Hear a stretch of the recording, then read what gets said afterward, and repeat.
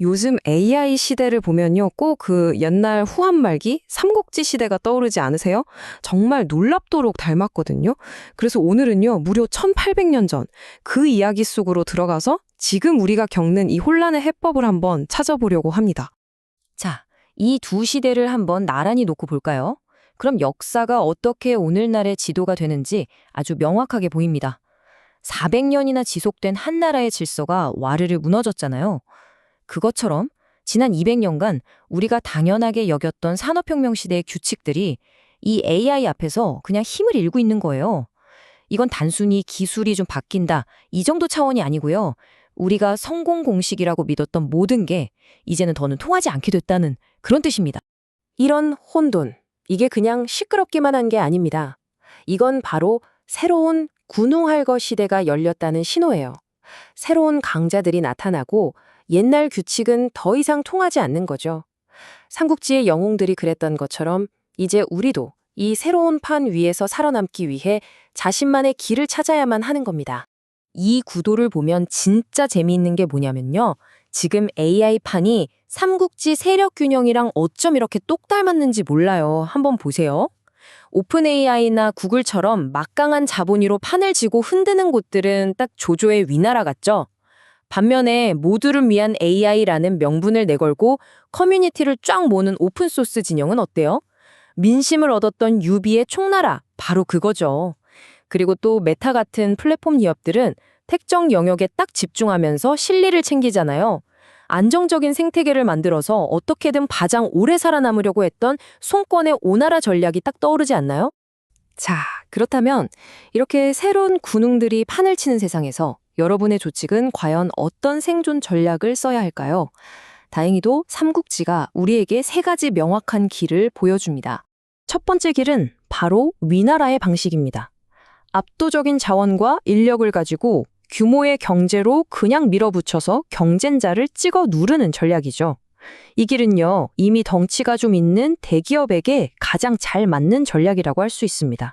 여기서 진짜 중요한 건요, 몇몇 천재들의 개인기에 의존하는 게 아니라는 거예요. 그게 아니라 조직 전체의 평균 실력을 확 끌어올려서 누가 하든 일정 수준 이상의 결과가 나오게 만드는 겁니다. 회사 전체에 적용되는 AI 가이드라인을 만들고 표준 프롬프트 라이브러리 같은 걸 구축해서 조직 전체가 마치 하나의 거대한 군단처럼 착착 움직이게 하는 것. 이게 바로 압도적인 효율성으로 이기는 길입니다. 자, 그럼 두 번째 길로 가볼까요? 이번엔 총나라의 전략입니다. 이건 거대한 군단이 아니라 정말 누구도 따라올 수 없는 깊이로 승부하는 방식이에요. 이 길은 개인 전문가나 아주 작은 전문팀에게는 정말 완벽한 해법이 될 수 있습니다. 여기서 여러분의 진짜 무기는요, AI 그 자체가 아니에요. 바로 여러분이 수십 년 동안 피땀 흘려 쌓아온 그 전문 지식, 바로 업의 본질입니다. 그 깊디 깊은 지식과 AI를 탁 결합했을 때 그때 비로소 그 누구도 흉내낼 수 없는 여러분만의 오리지널리티가 탄생하는 거죠.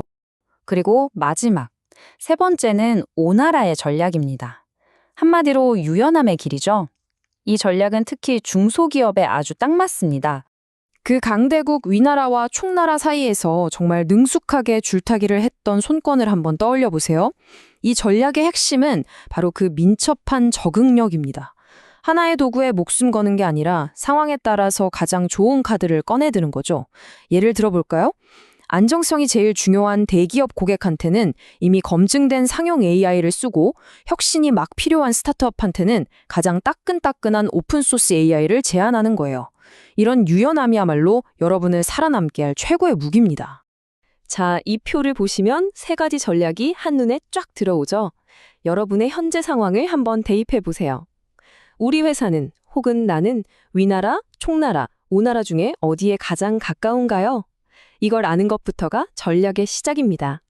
이렇게 조직의 큰 그림을 봤다면 이제는 좀 더 개인적인 차원으로 내려와 볼까요? 삼국지의 영웅들, 그 개개인이 우리에게 시대를 뛰어넘는 리더십과 처세의 교훈을 던져주거든요. 지금부터 몇몇 영웅들의 모습을 보여드릴 텐데 한번 자신을 비춰보세요. 나는 저 영웅이랑 좀 비슷한데? 하고요.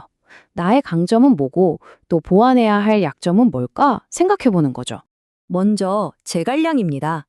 제갈량은 단 한 번도 아무 계획 없이 전쟁터에 나간 적이 없죠. 그의 지혜는 우리가 AI를 받아들일 때 얼마나 철저한 준비와 신중함이 필요한지를 아주 잘 보여줍니다. 제갈량처럼 생각한다는 건요, AI가 내놓은 결과를 일단 건강하게 의심하는 태도를 갖는 겁니다.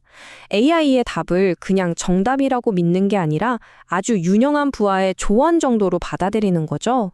항상 사실관계나 출처는 다시 한번 확인하고 믿지만 반드시 검증한다. 이 원칙을 꼭 지켜야 합니다.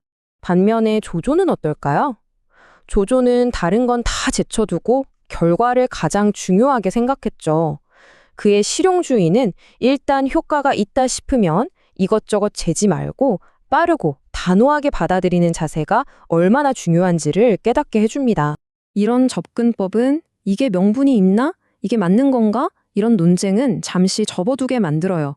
대신 그래서 이게 우리한테 도움이 되나? 이 실용적인 질문에만 집중하게 하죠.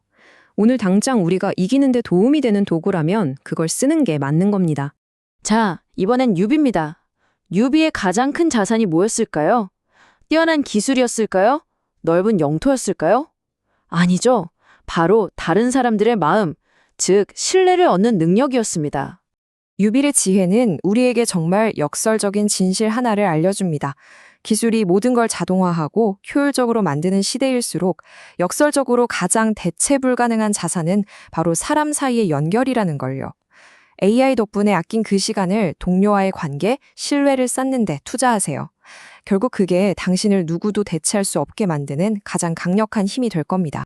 자, 그럼 이 모든 전략과 교훈들을 가지고 우리는 어떻게 해야 지속 가능한 미래를 만들 수 있을까요?